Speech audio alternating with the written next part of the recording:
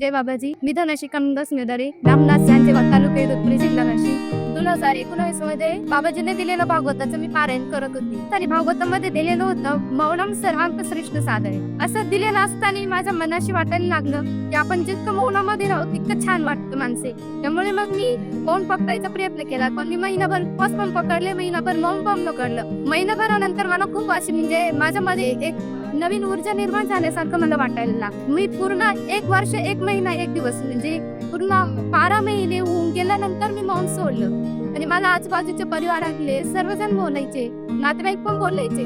मी बाबाजींवर पूर्णपणे विश्वास ठेवला. मला माहित होतं बाबाजी माझं केलं तर गुरु हे चांगलंच करता शिष्यासाठी. म्हणजे जे शक्य नाही ते सुद्धा बाबाजी करून घेतात आपल्याकडनं. आणि याच्यावर माझा ठामपणे विश्वास होता.